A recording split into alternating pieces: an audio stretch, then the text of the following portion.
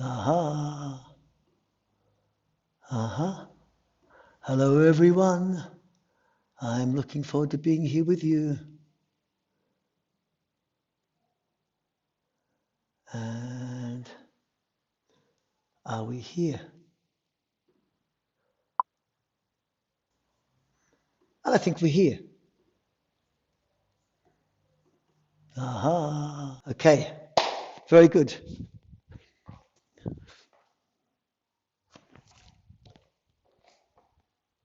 Welcome.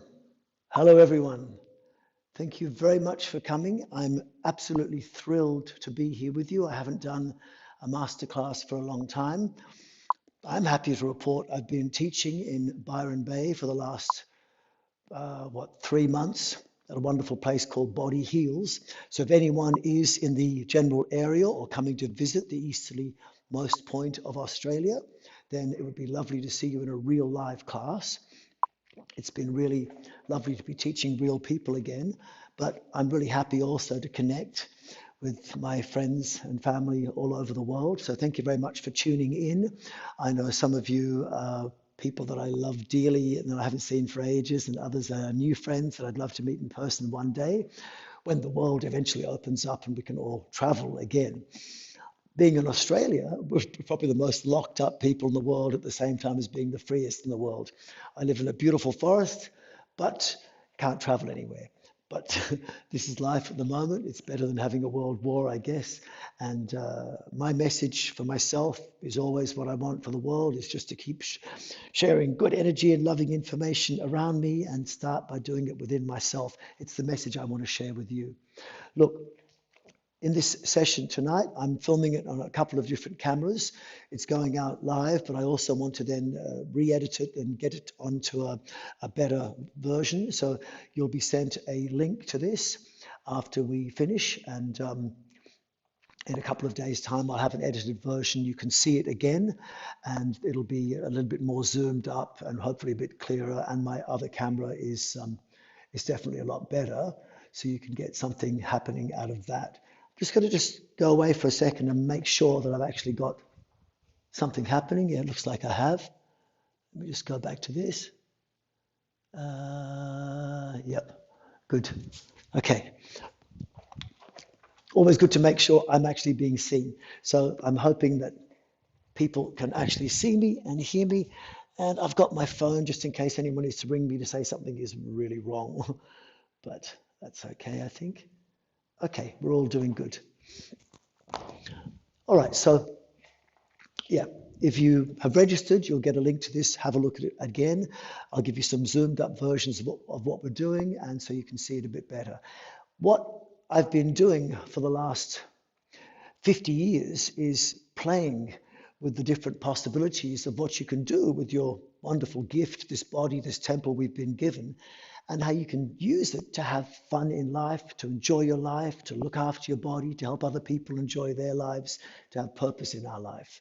And in the explorations I've done, I've tried all sorts of things from various sports, uh, things like martial arts, gymnastics, weightlifting, weight training, running, dancing, crawling, climbing, flying in some places. And in more recent years, I've explored things like martial arts. But of course, most of you have probably known that ever since I was very young, I got introduced to Indian yoga. But maybe most of you don't know also that I had influences in the beginning with my Tibetan Lama when I was 17, and then my first teachings of traditional teachings were from Japan, and then later from China and India. Of course, India was there a lot, and I've traveled 25 times to India and learned a lot from there. And along the way, after teaching for about 10 or 15 years, I decided to go back to university, and I did my third degree in human biology, which was in exercise-based physiotherapy. Before that, I was a molecular biologist. So all of this together brought me to teach something which I don't really mind what you call it. You can call it whatever you like. Some people say that it looks like modern yoga. Some people think it's just exercise. Some people think it's meditation. Others think it's like qigong. I don't care what you call it.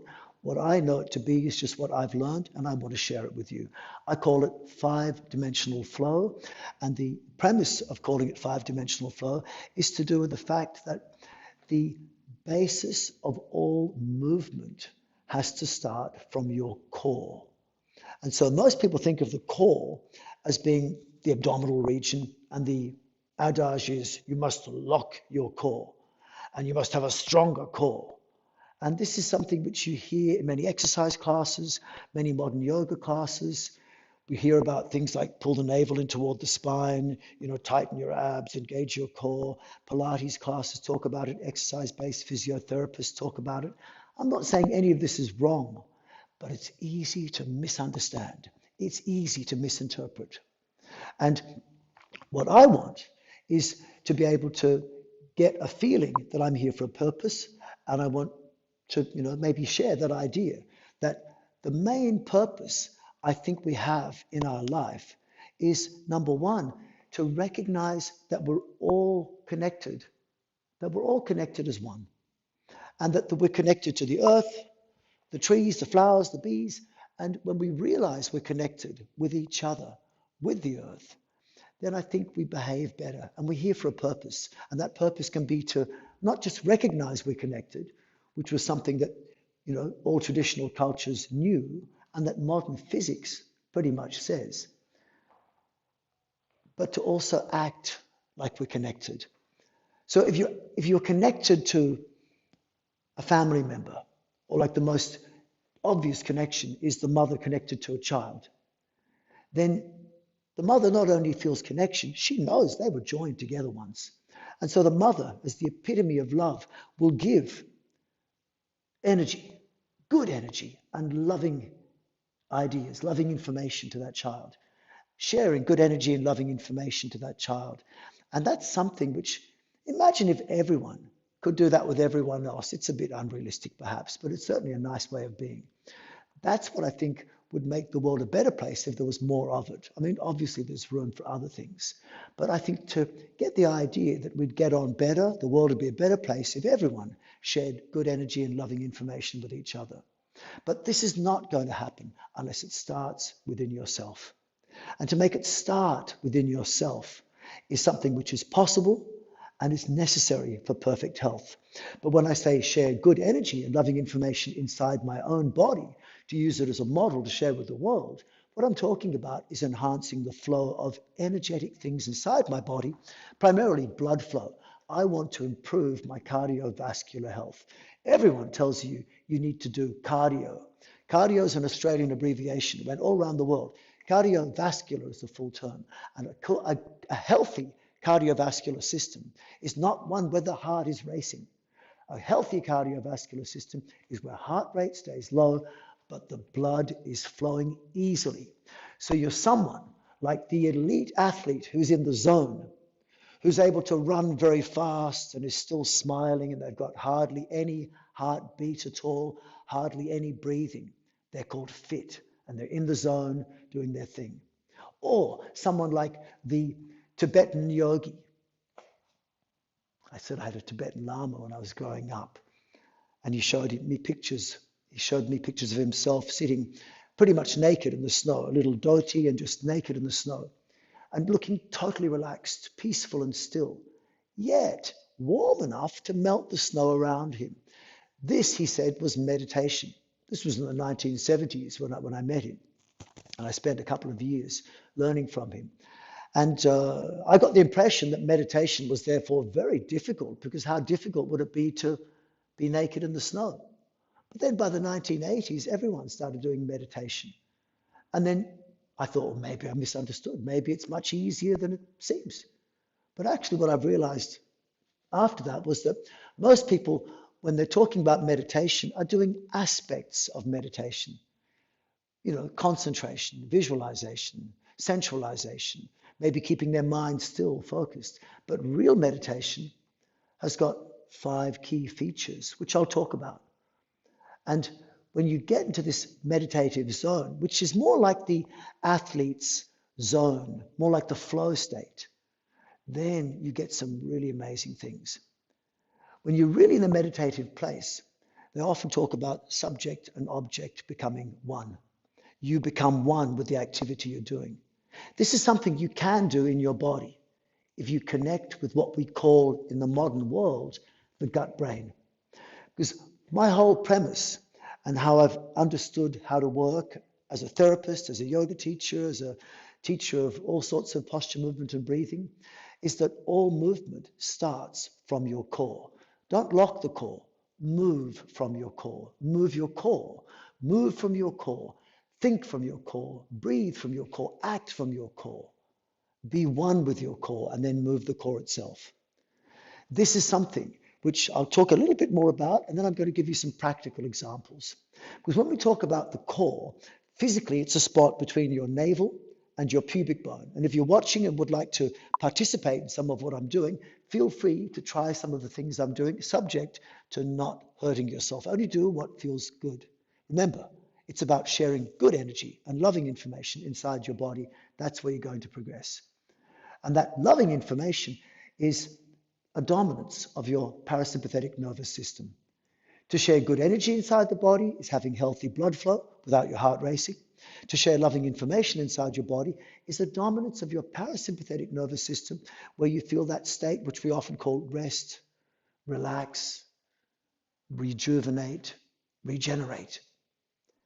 It's when you feel safe, at peace, in love, trusting the environment around you, and your internal organs want to heal, regenerate. Your immune system, digestive system, reproductive system works really well, helps you for longevity when your parasympathetic nervous system dominates. This is a state I call of dominant, loving information flowing through your body, as opposed to the other state that often people talk about, another part of the autonomic or automatic nervous system, our subconscious mind, which is called the flight, fight, freeze, or fear response, the sympathetic nervous system.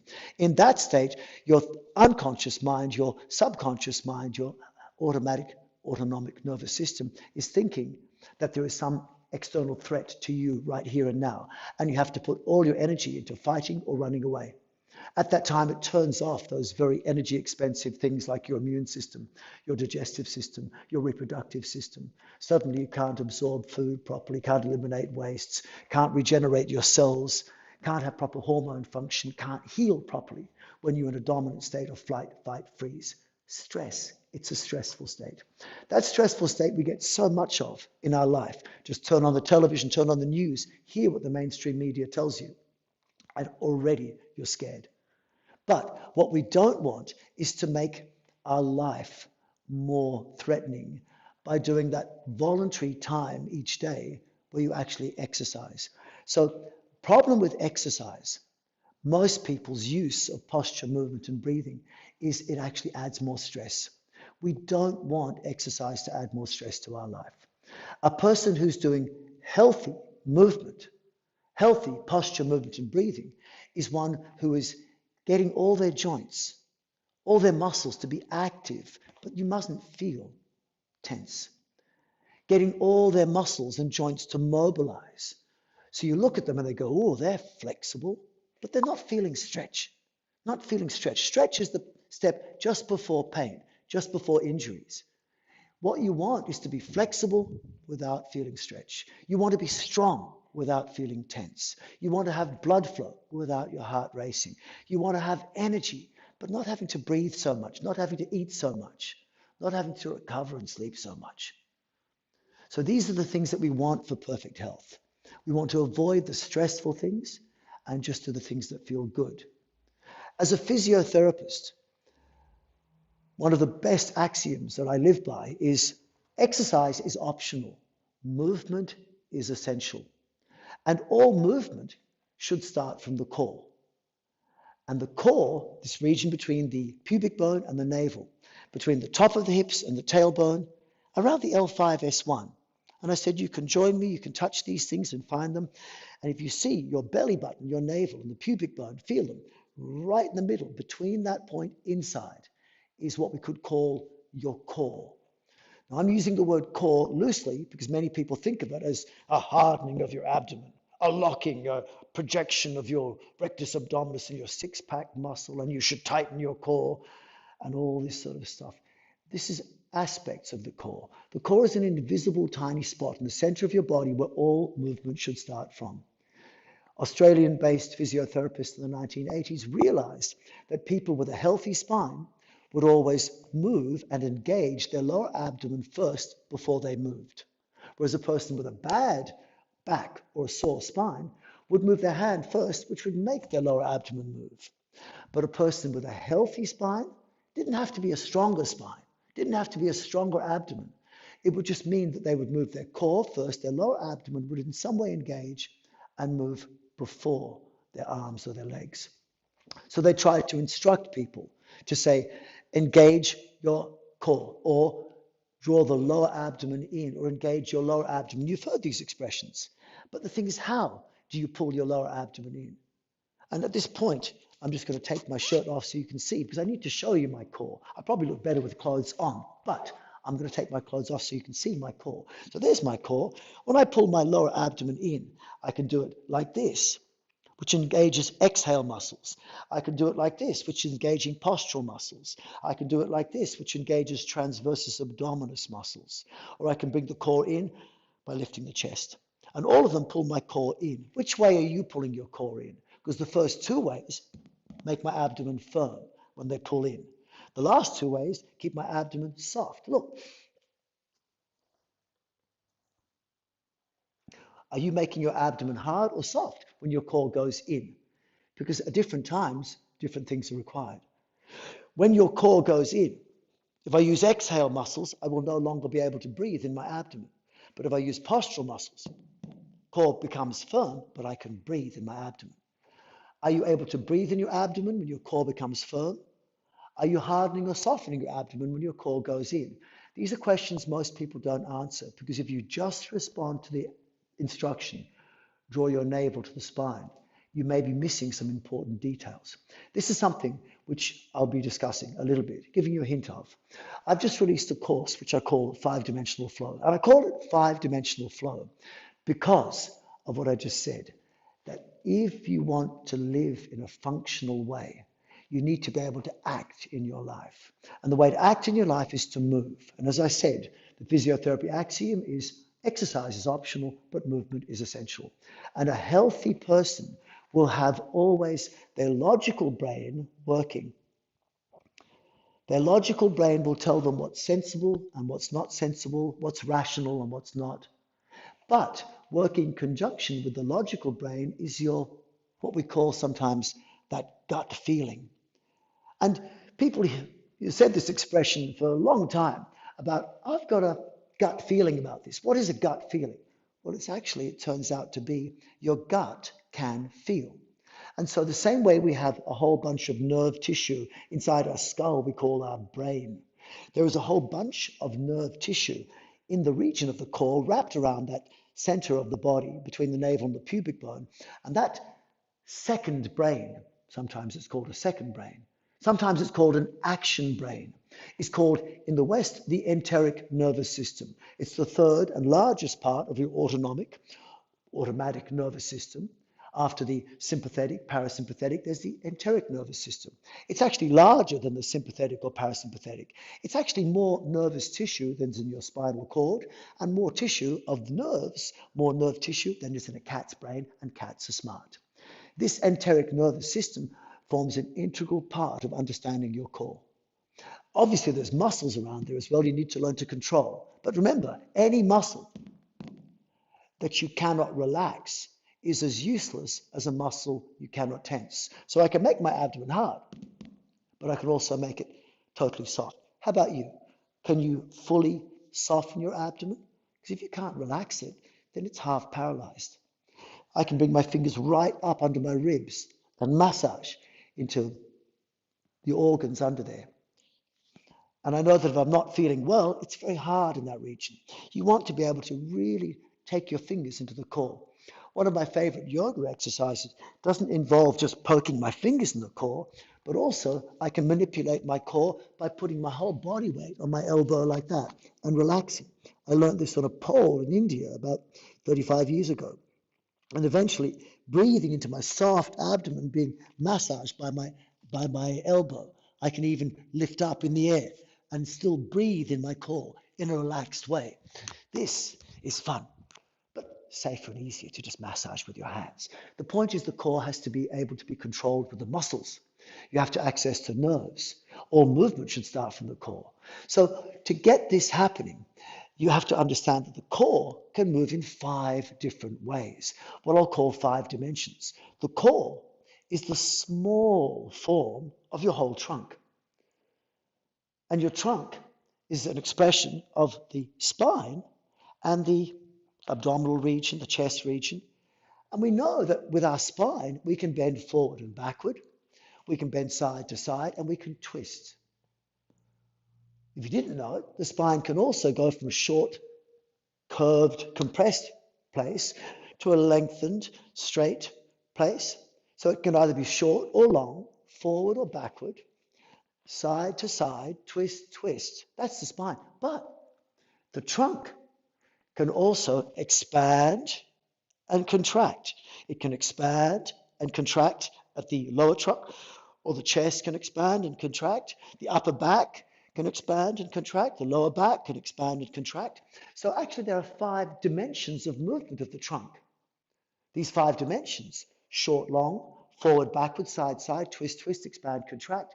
That's what the trunk can do. It's what the spine can pretty much do, but it's what the core is doing.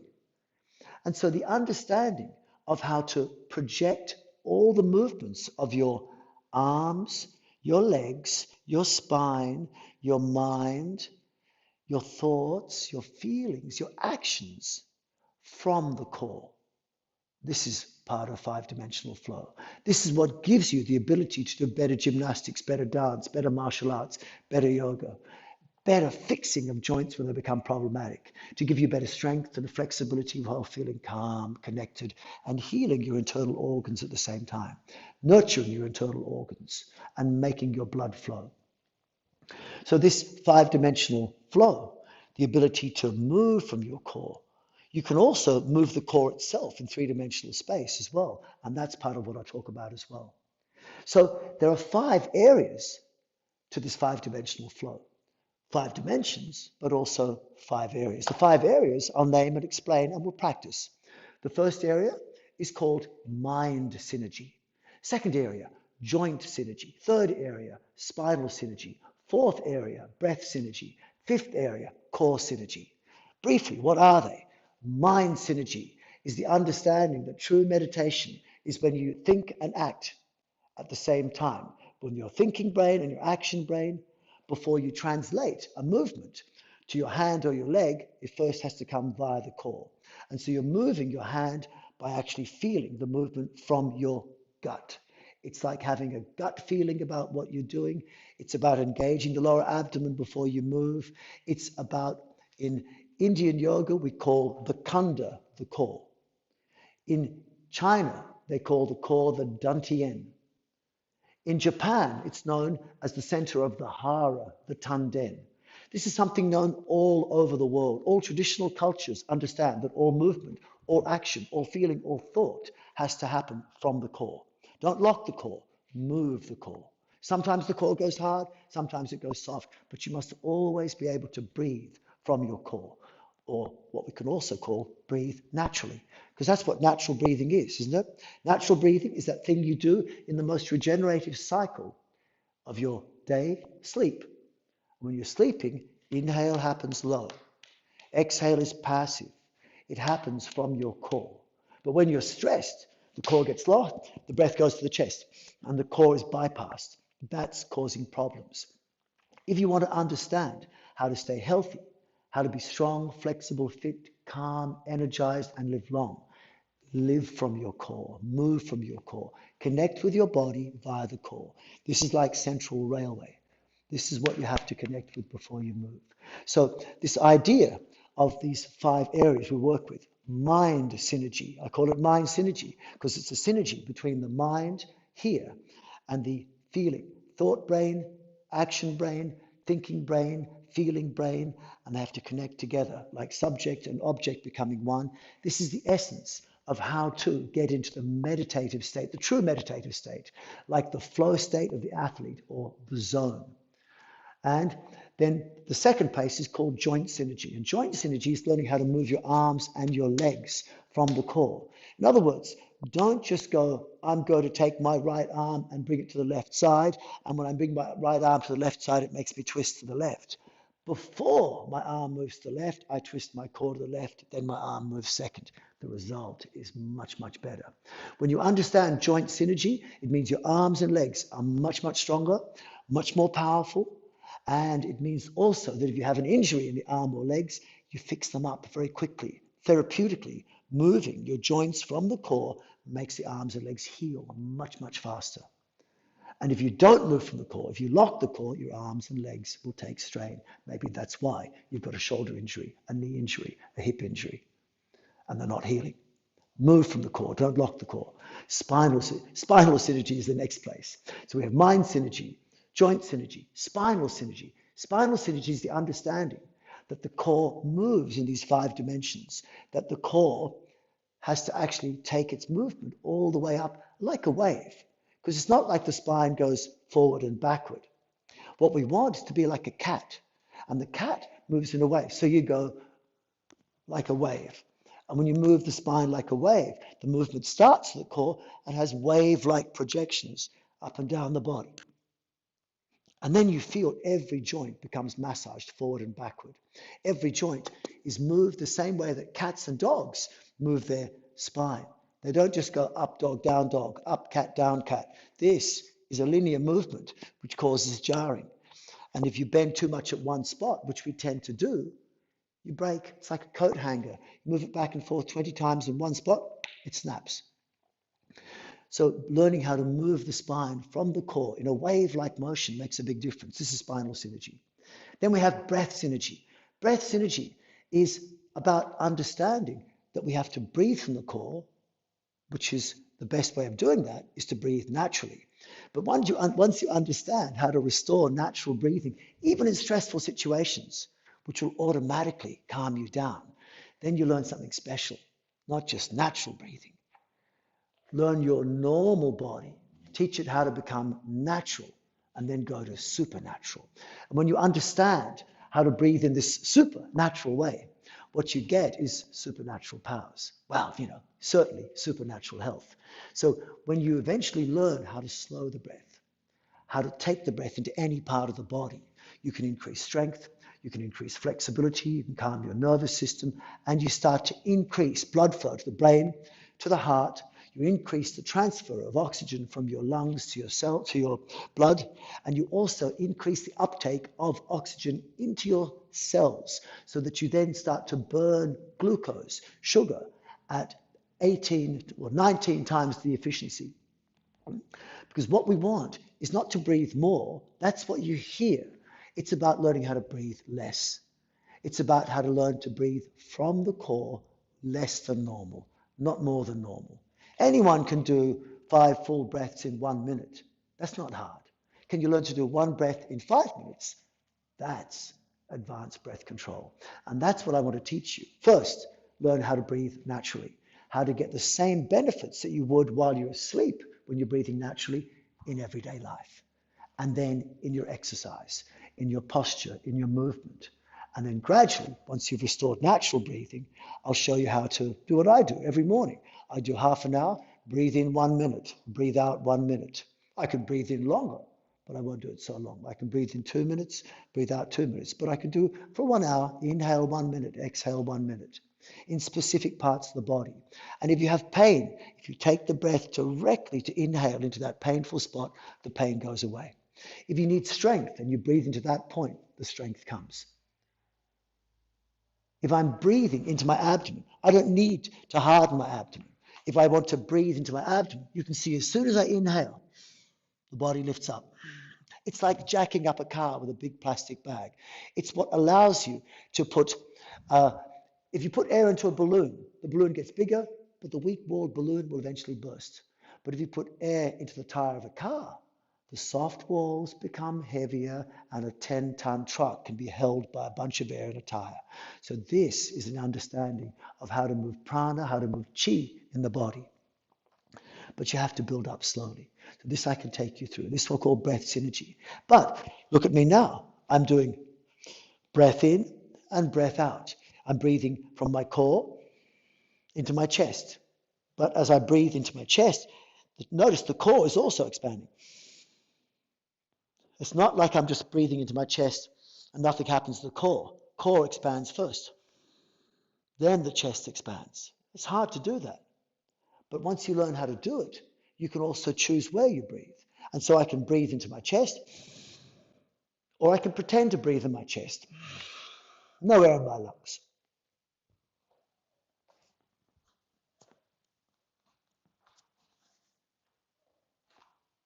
This will suck your internal organs up, relieve prolapse, relieve lower back pain, increase heat tremendously. This is called in the West a Mueller maneuver. In Indian yoga, they call it Uddiyana Bandha. Then you can also compress. So I can breathe in and I can breathe out. But I can also inhale and then pretend to breathe out. And when I do this, I increase the intra-abdominal pressure, intra-thoracic pressure. I have to be careful not to increase the brain pressure. And when I'm doing this properly, it increases strength and heat and pushes the energy deeper into your body, pushes carbon dioxide, oxygen, everything into your body. So you start to get what we could call autogenous hyperbaric oxygen therapy. In the West, they call this the Valsalva maneuver. In India, in China, they talk about it in a different way. And it's very, very powerful. But the understanding is, don't think breathe in, breathe out. Think expand and contract. And instead of thinking breathe in air, breathe out air when you practice, just think expand and contract. So it looks like I'm taking deep breath in and deep breath out. But actually what I'm doing is I'm massaging my internal organs. And I can do it while breathing in or breathing out, or expanding and contracting. And as I expand, air comes in. As I contract, air goes out. This is the dimensions of earth and ether. 2 of the 5 dimensions of the 5-dimensional flow are being worked together. This is breath synergy. Then we have core synergy. Core synergy means, can you actually move your core? So I can move my core in and out. I can move it left and right. And I can take my core and I can move it. And when I move my core properly, then I start to get strength, power. So if I want to balance on my arms, say in a twist, I can put my shoulder around my knee like this, and I can lean on my hands, and I can teach it how to balance. Or I know I'm offering resistance from my core. So what I'm really doing perhaps is I'm coming in these movements. This movement is a combination of twisting and side bending. There's a side bend. There's a twist. I combine the 2 together, projecting the movements from the core. Then I actually move the core in a figure 8-like movement. And as I come deeper into the pose, deeper in the pose, it starts to look at first like Qigong. But then the movements become bigger. It's funny, because if you see this movement, it looks like modern yoga. But if you see this movement, it looks like Qigong. But of course, this movement, modern yoga, there's an easy version of modern yoga.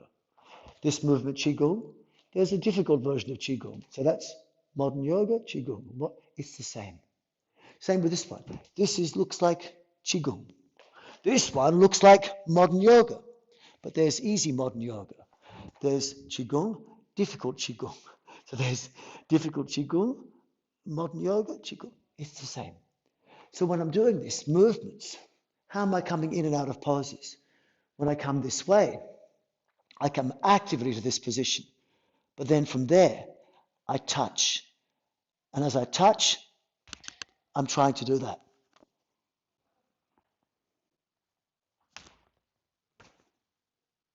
So on the inside, my body is still moving. And whether I touch or not, as I come this way, it's an active movement from the core. But then as I start to go down, I'm going to try and do that. Here moves first, the core moves first. And as I do that, I get resistance. My navel, the top of the core, moves to the right. My pubic bone, the bottom of the core, moves to the left. And then I've got the possibility of being in this position, trying to do that position. And if I do that on the floor, then I can lift up. And the balance is easy because I'm not just touching the floor. I'm on the floor trying to do that, and my body just comes off the floor. At the same time, the breath goes right in there. This you can apply to gymnastics, to relieve your lower back, to yoga, to dance, to anything. This understanding of mind synergy, think, feel from the core. Joint synergy, move your arms and legs from the core. Spinal synergy, connect your spine to the core. Breath synergy, learn to expand and contract, control the energy inside you and the breath from the core. And core synergy, move the core itself. This is what I want to share with you. And I'm just releasing a course now, which if you're interested, you can look into, or you can look at any of my other courses, including the ones called Joint Synergy or Spinal Synergy.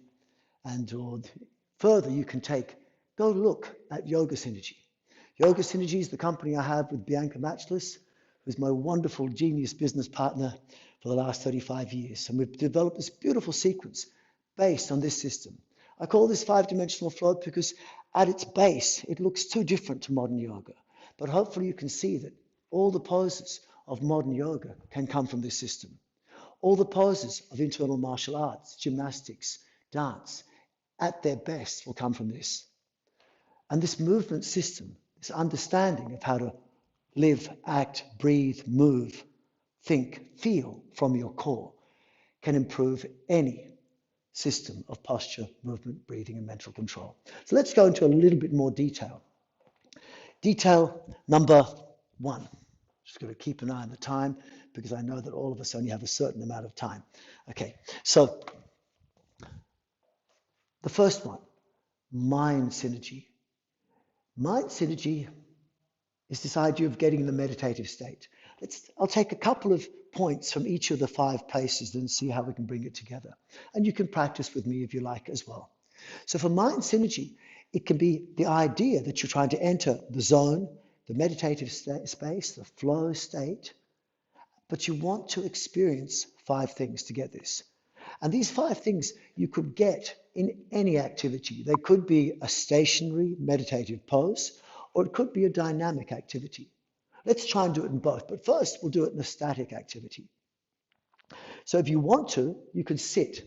So you could take either a chair or a bolster, and you could sit down comfortably.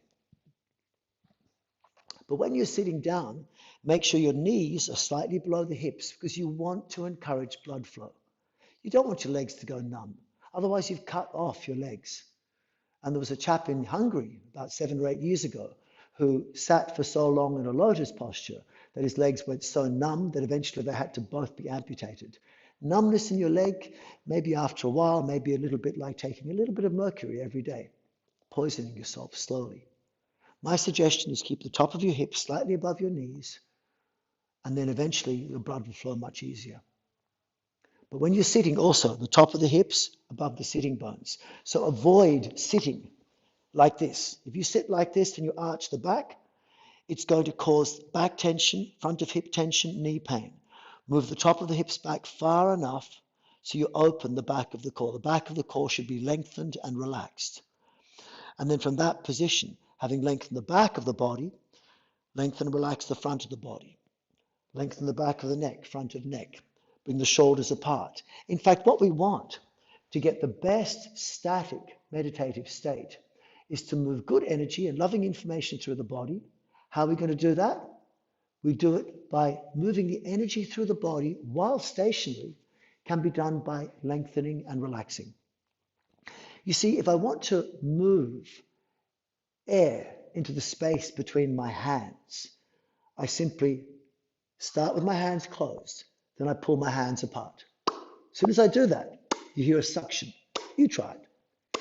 Pull your hands apart, make more space between the hands. It creates a vacuum-like pressure that pulls air into that space.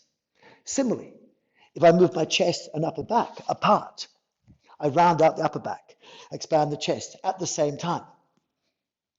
What it does is it makes a vacuum-like suction that pulls air into my nose. But if I hold my nose and I expand my chest and upper back,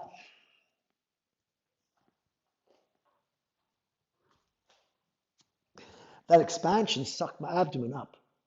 So what we want, if you want movement of energy inside your body, movement of blood, create space, make expansion. And what that expansion also does is it unblocks blockages, which often cause pain, nerve blockages, nerve impingement. So what we want is to sit or stand or be in any posture and think lengthen and relax, generally as a base rule. And when you lengthen and when you relax, blood flow comes to that area that you're lengthening and relaxing. Plus, when you relax and you really focus on relaxing, then what you're also going to get is a calm nervous system. So when we sit or stand, I want you to make sure you're lengthened and relaxed in all places. Now, you can stay on a chair if you want to. I'm going to stand up because sometimes it's easier to have standing up. So when we're standing or sitting, put your hands up high or rest them on your knee or have them low. It's up to you. If you're standing, bend the knees just a little bit and sense your sitting bones can drop down like a weight on a string, which is your spine. Not tuck under, drop. And then from that position, make space. And I'm going to talk about 12 bridges between the conscious and the unconscious mind. You need to rewrite those unconscious programs that often are causing trauma inside us. And so there's unconscious programs, things like you were told you're never going to succeed when you're 6 years old and it's stuck with you for the rest of your life. You're never deserving love for the rest of your life. These things are stupid. We don't want them. So learn to uncover your unconscious. Discover a way of finding what your unconscious mind is saying and rewrite the programs you don't want, enhance the programs you like. But to access your unconscious, one of the secrets is the bridges between the conscious and the unconscious mind. Often people say that the bridge between conscious and unconscious is breathing. Well, it's not the breathing, it's diaphragmatic breathing. It's breathing from the core. Chest breathing is not something which has conscious and unconscious control, but abdominal breathing does. At nighttime, you breathe without thinking from your core, but you can also choose, breathe into the abdomen. But you don't unconsciously breathe in the chest unless you're stressed. So what we want is to be accessing places in the body which have dual control, conscious control and unconscious control. Blood vessel muscles, you can't control consciously, they control themselves. Elbow muscles don't work unconsciously, they only work when you think of them.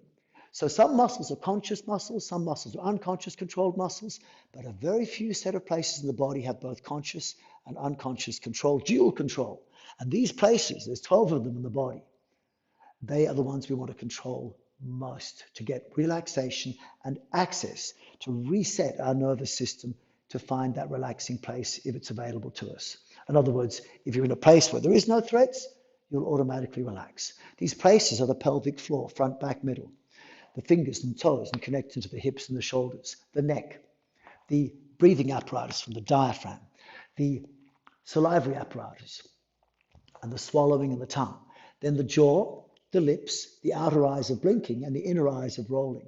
At nighttime, after all, our eyes roll up, but you can do it consciously. And in yoga, we call it drishti pratyeka, the ability to move the eyes in different places. That helps you access your unconscious. Salivation is something you can do if you're not stressed. But salivation happens automatically if you think of your favorite food or if you see your favorite food.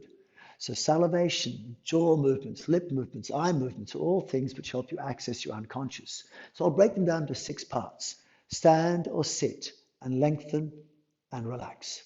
See if by lengthening and relaxing you get warmer and more relaxed and begin to share good energy and loving information inside yourself.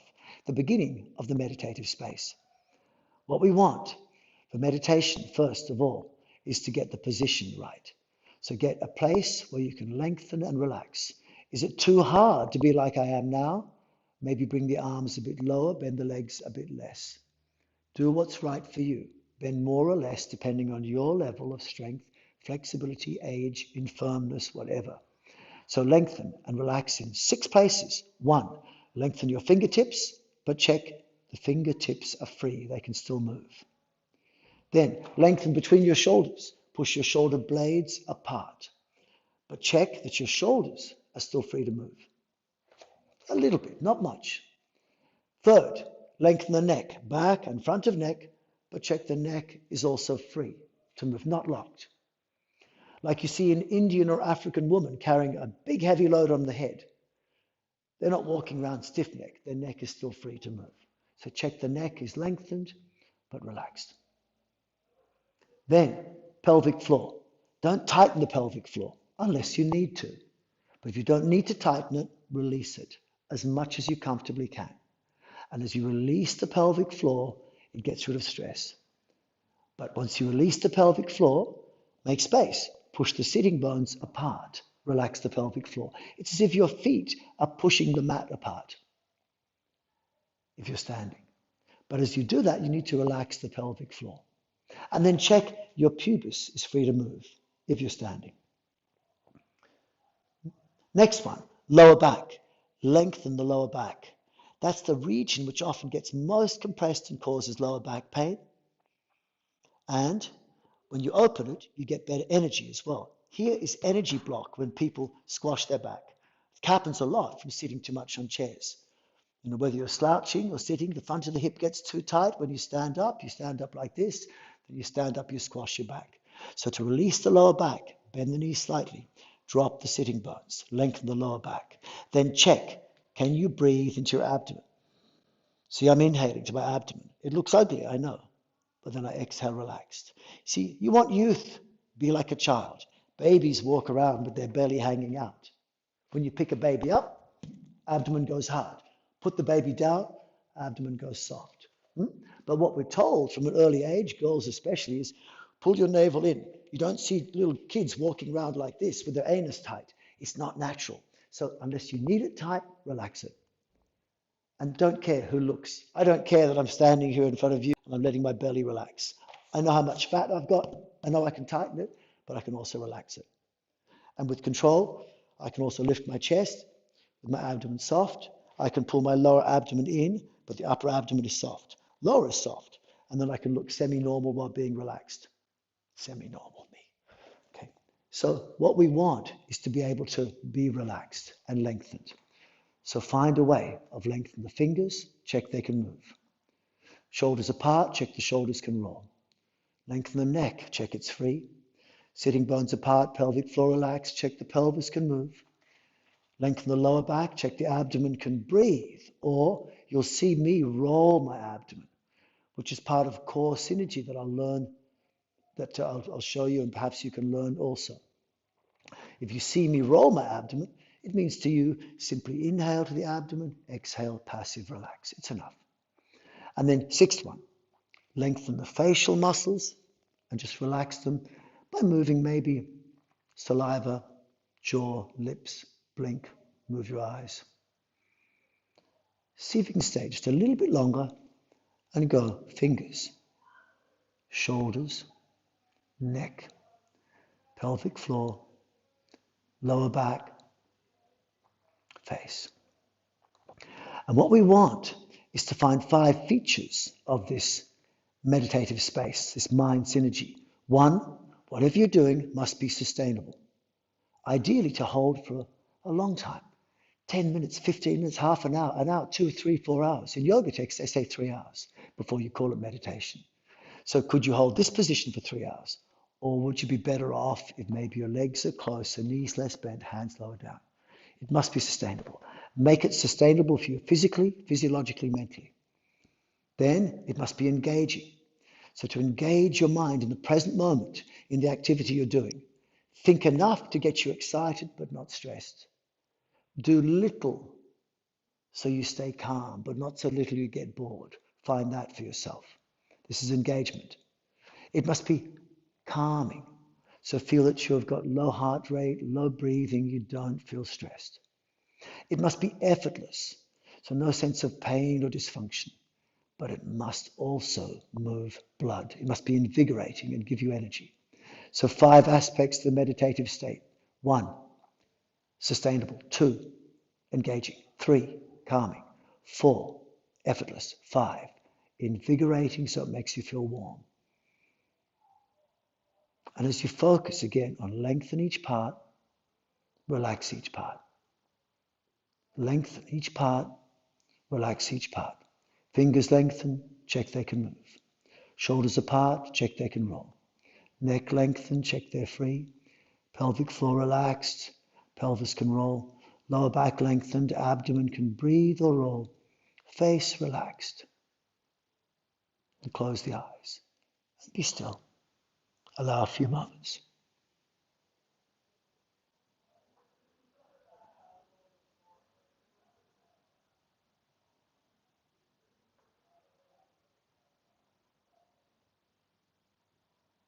See if you can sense each part of your body. So connect your thinking mind with your core, the region between the pelvic floor, the diaphragm, between the navel and the pubic bone, between the top of the hips and the tailbone, inside. Sense your mind living in that place. And then project your feeling brain all the way to the tips of your fingers and toes and connect yourself.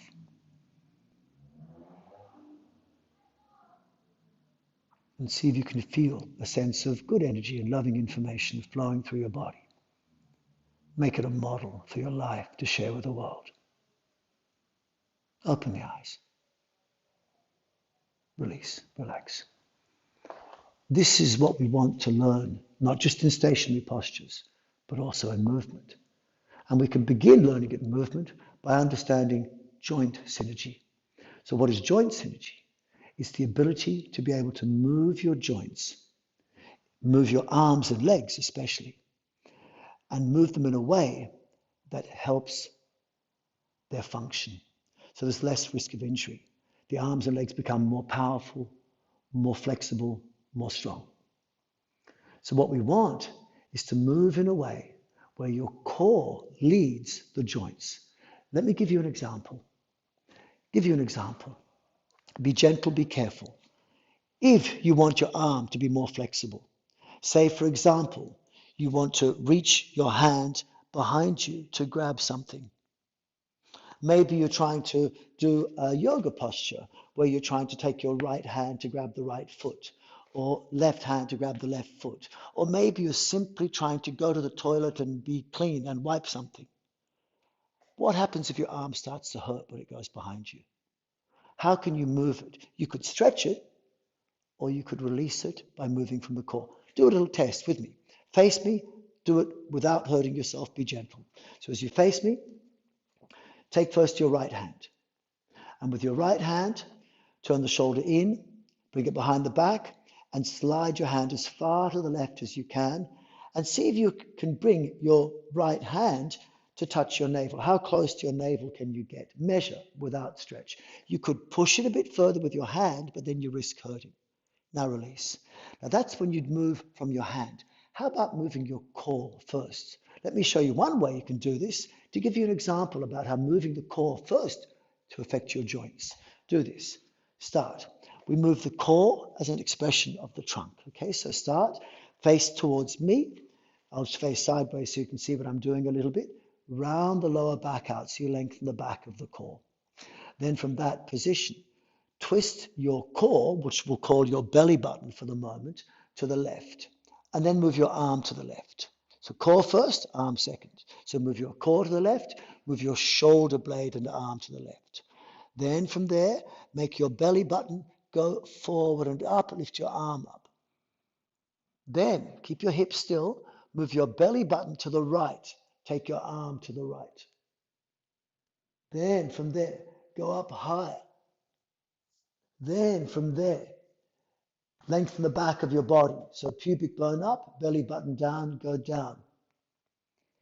Then from there, lengthen the left side of the body. Lift up the left shoulder, drop the left hip, and take the arm behind you and see if it goes further. And for most people, they'll say yes. Try the other side. So we do the other side like this. This time, what I want you to do for the left side is tighten your core, like many people teach and practice. You try. First of all, tighten your pelvic floor if you can. Then pull the navel to the spine and hold it tight so your breath goes into the chest.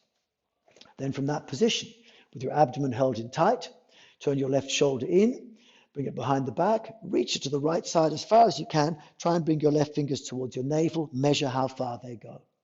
Then release and relax. Bend the knees.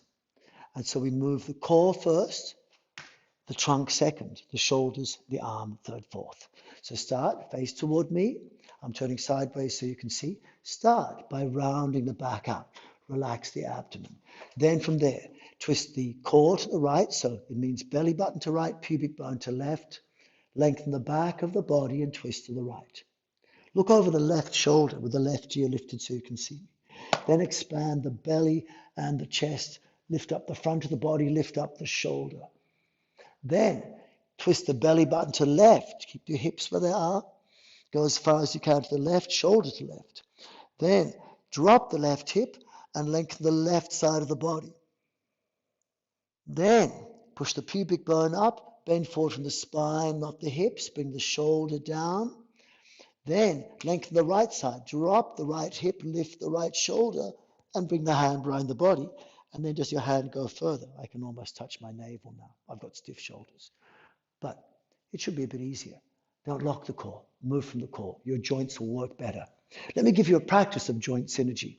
A practice of joint synergy, see if you start to get this feeling of warmth without the heart racing. Sometimes people exercise. They might sweat, get their heart rate up, but the fingers and toes end up being cold. If fingers and toes are cold, that's not good blood flow. What we want is to have low heart rate, fingers and toes hot. So I want you to do joint synergy, and we'll do it in 5 stages. First stage is the linear phase. Second stage, fluid phase. Third stage, fluid relaxed phase.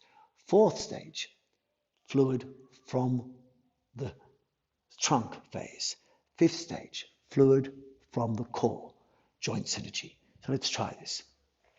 Start with your knees bent. We're going to use the shoulder blade as the joint we're looking at. It's the scapulothoracic joint. First phase.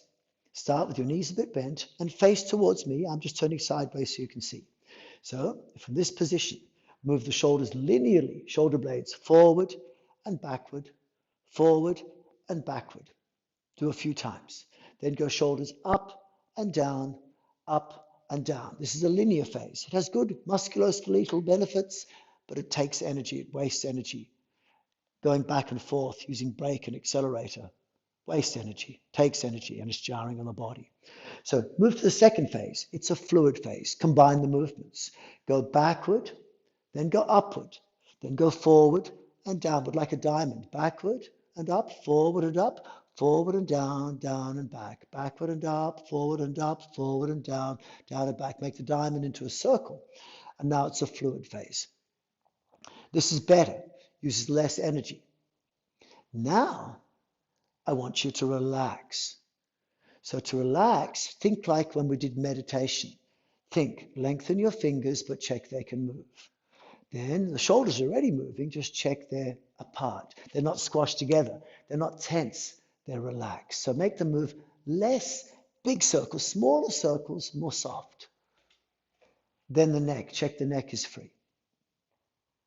Then the pelvic floor. Check the pelvic floor is relaxed and the pelvis can move a little bit as well. Let it respond to your shoulders. Then check the lower back is lengthened with your knees bent and you can breathe into your abdomen or even roll the abdomen. Then check your face is relaxed. And once you've relaxed in this fluid relaxed phase, phase 3, then you'll notice something special.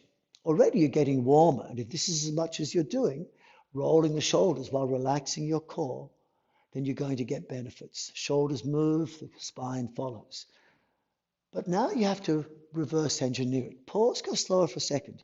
What happens if you relax and the shoulder blades go forward? It makes your spine bend forward. What happens if you relax and the shoulders go back? It makes the front of the body longer. When you bring shoulders forward, the core bends forward. When you bring shoulders backward, the core bends backward.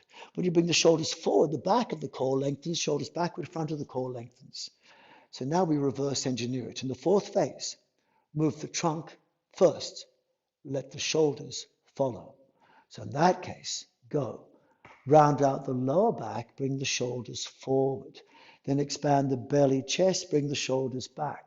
Round out lower back, upper back, bring the shoulders forward. Expand the belly, chest, bring the shoulders back. Round out lower back, upper back, shoulders forward. Expand the belly, chest, shoulders back. And keep doing this. And as you're doing this, keep letting the shoulders go up and down, and the shoulders will go up and down if you let your hips go up and down. Eventually, you get this idea, joint synergy in every joint. Now from there, check, fingers are lengthened, but they can move. Shoulders apart, but they can roll. Neck lengthened, but it's soft. Pelvic floor relaxed, and the pelvis is free to move. And then lower back lengthened, and the abdomen can breathe. And then pause, go slower, and perhaps you can reach the fifth stage. Know that if you bring the shoulders forward, it makes your spine bend forward. Then you know that actually your spine should have bent forward first. But the core is not the spine, the core is the trunk. So actually the core is inside between your belly button and your spine. So when the core goes backwards, actually the front of the abdomen goes in. And you've heard the expression lower abdomen in, and this is when you do it. So what we want first really is, if you can do it. This is a hard phase, so some of you can, some of you can't, but you'll learn eventually. Lower abdomen in, lower back out, shoulders forward. Lower abdomen out, belly out, chest up, shoulders back. Lower abdomen in, round out the lower back, upper back, shoulders forward. Pelvic floor out, belly out, chest out, shoulders back. Lower abdomen in, round out, lower back, upper back, shoulders forward. And you continue. And then you start to feel the core start to roll. And this is the fifth and final phase of the joint synergy. And as you do it, or maybe you've only got to the fourth phase of moving the trunk, maybe your abdomen's just soft and relaxed, that's fine. Maybe you're just rolling the shoulders. All of them are useful, but work on. Fingers can move, shoulders relaxed, neck relaxed, face relaxed, pelvic floor relaxed. Check the abdomen can breathe. Not to breathe too much, just every once in a while, check air is coming in and out at your base. And then release. And see if that made you feel a bit warmer, fingers a bit warmer, pulse not so high. This is joint synergy. Then we have spinal synergy.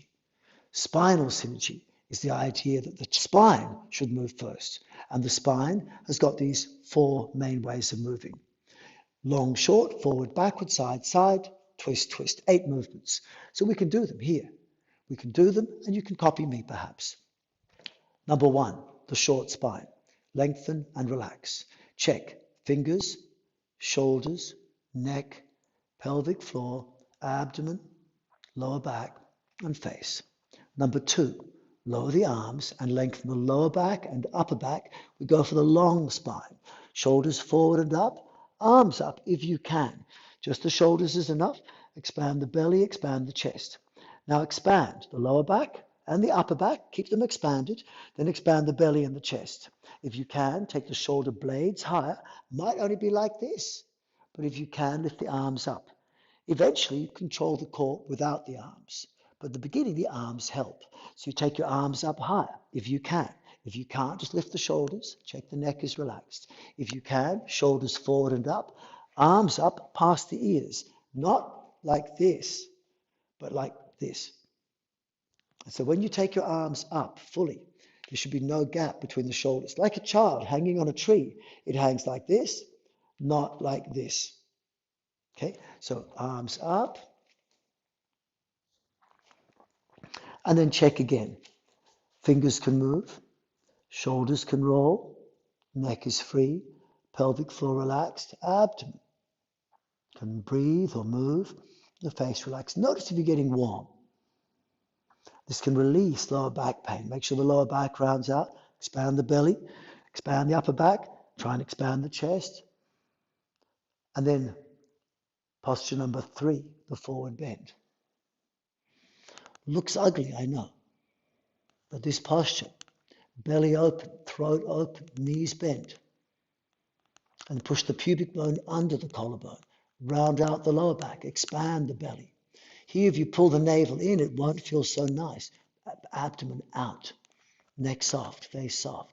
Turn the shoulders in, stretch the wrists. And then posture number 4. This position, incidentally, is really good if you want to do anything to do with balancing on the arms, anything to do with sit-ups. Can you see it's the same shape as a sit-up? It's the same shape as a forward bend. It's what you need to do to release the lower back. And then number 4, keep the back long, expand the front. So without shortening the back, make the front bigger, belly, chest, chin in now, neck back, and lean back slightly. But don't collapse. Collarbone up, pubic bone forward, belly expand. And here, let the shoulders go back, open the palms, and lengthen the front of the wrists, neck soft. And this position, stay here. This is what you need to learn here. Same position, lengthening the front without shortening the back. This position. Notice the front is firm, sides soft. If your sides are hard, you're too tense. So relax by going. Fingers can move, shoulders can roll, neck can move, pelvic floor relaxed, pelvic floor can move, back lengthened by dropping the hips, lifting the collarbone. Front, breathe into your abdomen. Notice you can breathe even though your abdomen is firm at the front. Move the face, move your eyes, blink, chew. Now feel your abdomen, front firm, sides a little bit softer. And then from there, lower abdomen in, come out again. See the movement I was doing there, front firm, side soft. In yoga, we call that nauli. Isolation of the rectus abdominis. It's the same muscle that you should be using in the upward facing dog. This front firm, side soft. It's what teaches you these things. Then, next movement. Reset first, up and down. Sideways movement. Lengthen the left side of the body. Shoulders apart, relax the throat. Hands apart, check the neck is free. Keep the back long. Then if comfortable, keeping the back long, the left side of the trunk long. If you want to, move your left hip to the left, come to the right toe tip. Take the left armpit forward and up past the ear. Back lengthened. Front of hips open, lower back lengthened. Check again, fingers lengthen, but they can move. Shoulders apart, shoulders can roll. Neck lengthened, neck free. Pelvic floor relaxed and the pelvis can roll a bit.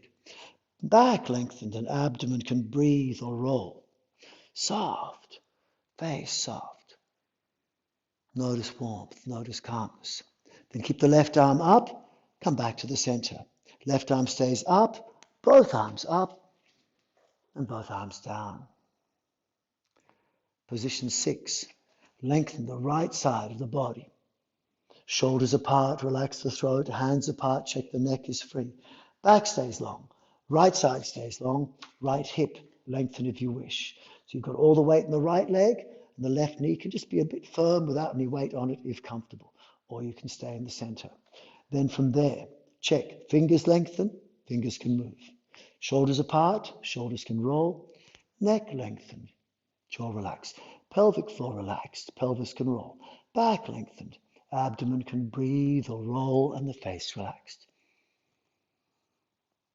Keep the right arm up, bend the knees, come back to the center. Right arm up, take the left side to match, and then forward and down. Soft throat, face and eyes. So these movements, this left side lengthening, this is the same movement you might do here. Once you understand that one side can be longer, one side shorter, this is what you might do in martial arts. So now I've got left side, right side firm, left side soft. Once you understand that right side can be firm, left side can be soft, which could be your martial arts. It could also be capoeira. This. Then I've got same, right side firm, the left side soft, my elbow in. Same movement, same practice. You move towards it, but one step at a time. You don't need to do the difficult things, but if you do them, they must feel easy. Then position 7 and 8. Lengthen the back of the body. Push the pubic bone to the left, the belly to the right, so you twist to the right. Here, look over the left shoulder, left ear lifted. Breathe into the abdomen. Notice my hips haven't moved, my head is still facing forward. Keep the back lengthened and expand the front. Look toward the left side, left ear lifted. Notice my pubic bone is going to the left, only my belly button goes to the right, so I'm twisting at the core. Twist at the core. Pubic bone to left, belly button to right, back lengthened. Shoulder to right, shoulder further back. Left shoulder turn in, right shoulder turn out. Then open the fingers, check they can move. Shoulders apart, shoulders can roll. Neck lengthened, neck free. Pelvic floor relaxed, pelvis can roll. Back lengthened, abdomen can breathe or roll. And if you want to, you can turn further. You can turn the hips, let the hips turn, but be careful for the knees. If the hips turn, make your legs strong. Squeeze the heel inwards because the pubic bone is going to left. Squeeze the left big toe inwards, like trying to turn right thigh out, left thigh in, which is what you do in all the yoga postures. All the yoga postures, like this pose, becomes eventually this pose, but you turn this thigh out, this one in. Simple version. And then from there, check again, lengthen and relax, and breathe into the abdomen. Then move the navel and right arm under the left arm. Come, cross the arms over and expand the back. Squeeze the heels outwards. It's like you're squeezing the heels outwards and it opens the sacroiliac joint. Then expand the belly, chest. Then lower abdomen in, push in the back, push in the front. Then expand again the back of the body and twist the pubic bone to right, belly button to left. So you twist at the core, the eighth movement. Look over the right shoulder, right ear lifted. Keep facing me. Keep the back lengthened. Now expand the belly and the chest.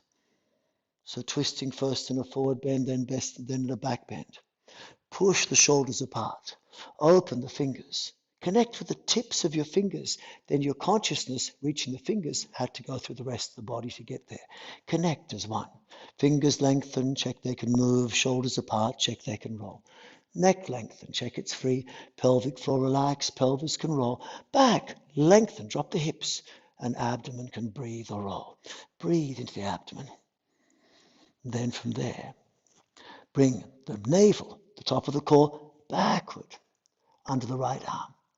Then cross the arms over, squeeze the heels out, expand the back, expand the belly, chest, shoulders back, lower abdomen in, let the shoulders lift, chest and abdomen down in. And finish with the second movement. Lengthen the back, expand and lengthen the front, lengthen and relax, higher if you can, left shoulder, right shoulder higher. And lower abdomen in, come down, lovely. These are basic 8 spinal movements, spinal synergy. And we can combine them. You can combine them in 2 different ways. We can combine the first 4 movements, short, long, forward, backward. So you go lengthen and forward bend, lengthen and back bend, shorten back bend, shorten forward bend. Expand the back and lengthen it. Expand the front and lengthen it. Push in the back and shorten it. Push in the front and shorten it. Forward bend, lengthen the back, come up higher. Backward bend, lengthen the front, come up higher. Backward bend, push in the back, go lower. Forward bend, push in the front, go lower. And keep doing it. Make it approximate, it's fine. Go up and down. And when you understand the joint synergy, what we did with the shoulders can come into place as well. So you're making the shoulders go in a circle. If possible, make the palms go up and palms go down. If possible, as the palm goes up, it opens. As the palm goes down, it closes. And then you're combining forward bend, back bend with left, lengthening, shortening. And if comfortable, make it so each joint starts to move with the joint synergy. As you come up, take the hips backward and up. As you go down, hips forward and down.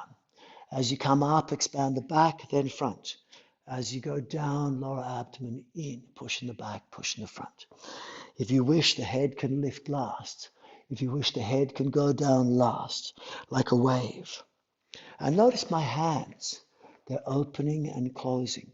So once you understand these movements, this movement, I'm in this shape. And then I close the fingers and squeeze the heel of the hand inwards. That's what I need to do any arm balance. You can try it if you like. Put the hands on the floor. Hands on the floor, elbows over the wrists. And if comfortable, lift the knees up. Then if comfortable, bend the elbows. Knees on the floor if you need. Go down and up. But now this time, imagine you're doing this. Palm opening and closing. Palms in this shape. They go to grip. And you squeeze the heel of the hand inwards. This action, like playing a piano. So hold the palm on the floor, and with the palm touching the floor in your push-up preparation, have the palms flat, but make the fingers grip and squeeze the heel of the hand inwards. Palms flat, fingers grip, heel of hand squeeze inwards, go down. This is what you learn by moving in the air, but now you're resisting from your core into your wrists, and the joint synergy starts to look like push-ups. The core synergy starts to look like push-ups. The spinal synergy makes push-ups. And then as you're doing it, instead of going expand and contract, forward bend, lengthen, backward bend, shorten, forward bend, shorten. And the movements can become bigger. So if you wish, keep your hands still. Still move the core. And if you wish, the hands can be on the floor. Forward bend, back bend, forward bend. And so you're doing the same movements. Forward bend, back bend, forward bend, back bend, forward bend. Much more difficult on the floor, easier on the knees, easier in the air, a lot less stress.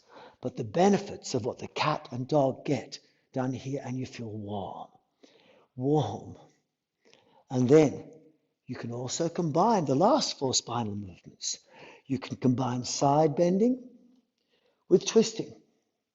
Side bend, twist. So try, follow me. Lengthen the right side, twist to the right side. Lengthen the left side, twist to the left side. Lengthen right, twist to right. Lengthen left, twist to left. Lengthen right, twist to right. Lengthen left, twist to left, and keep going, like holding a ball and turning it. So keep your hips still. Maybe the right hip drops as the shoulder lifts. Left hip drops as the left shoulder lifts. And check fingers are lengthened. Keep facing me, but check the fingers can move.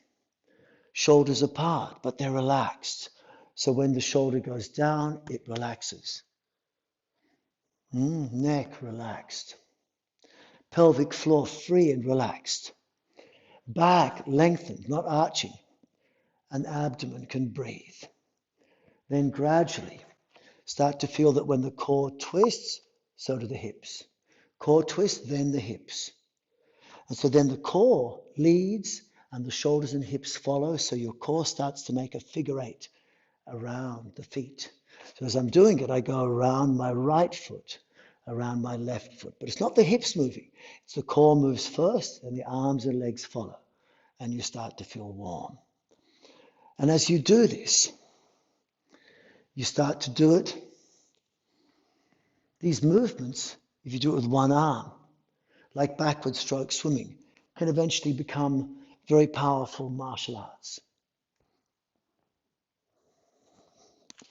And you can go faster or slow, quicker or slower.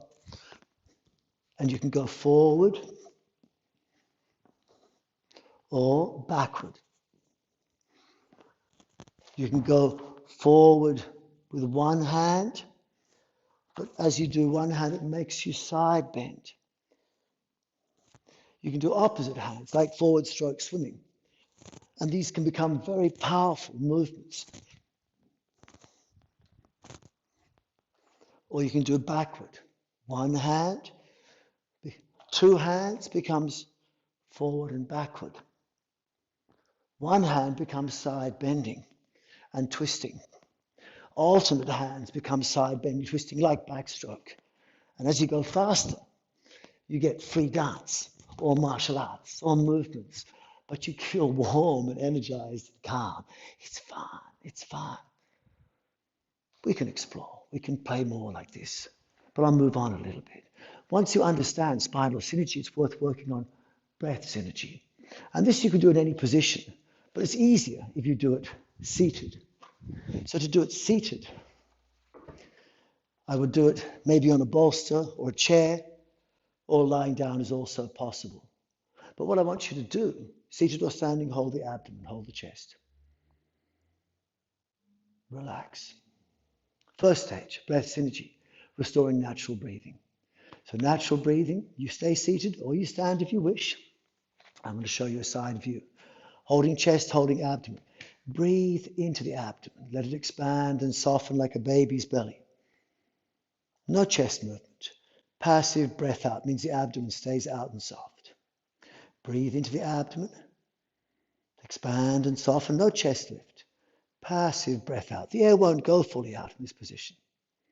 Again, open the pelvic floor. Breathe into the abdomen. And passive breath out. Notice the air is not going fully out, but notice the more you relax, the more relaxing it is. And that's good. But what if you want to get all the air out? What happens? Try. Put your fingers into the soft abdomen. Go as deep as you can.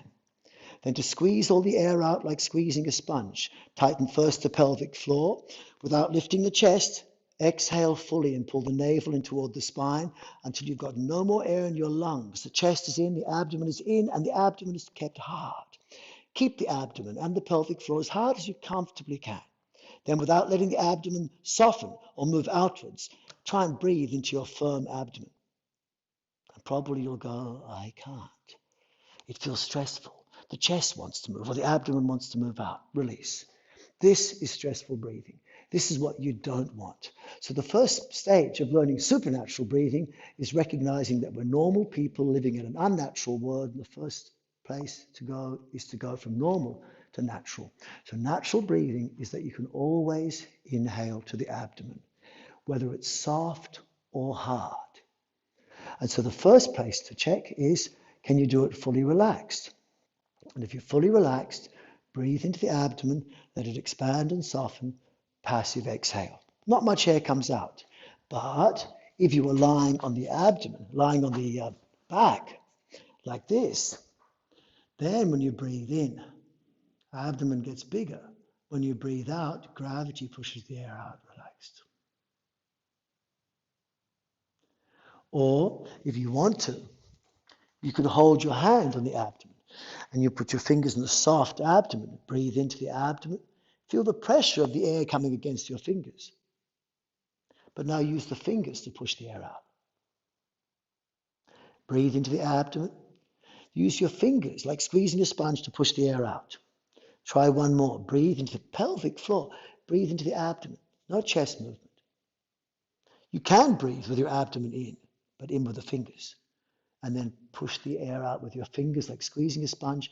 Release. And then notice you get warmth in that area. It's good for you. Don't press too hard, of course. But eventually, like you saw me do, I can put my whole body weight on my elbow.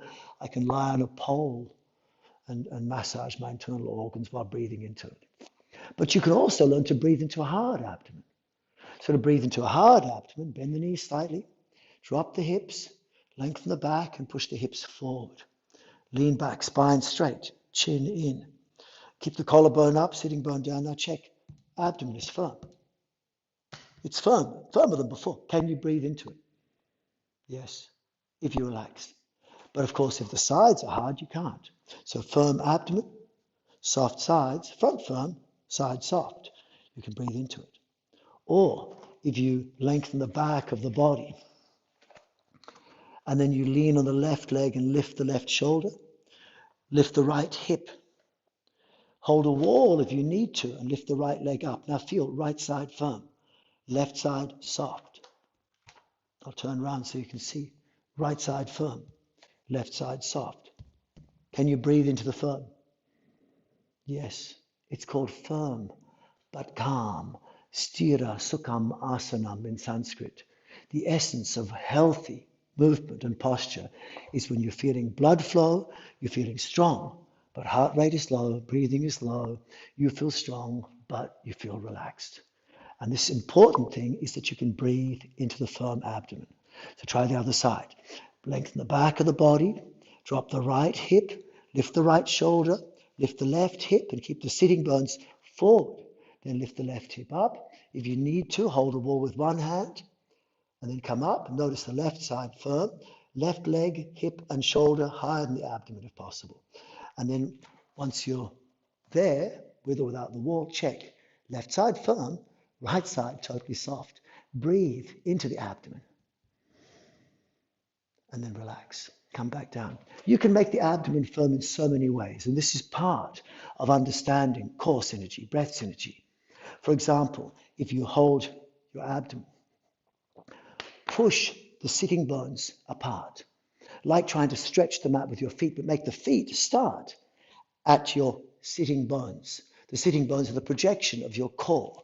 So feel the abdomen. Now push your feet apart and notice the abdomen will firm outwards. It pushes out against your fingers. Now breathe into the firm abdomen. Can you? Yes, you can.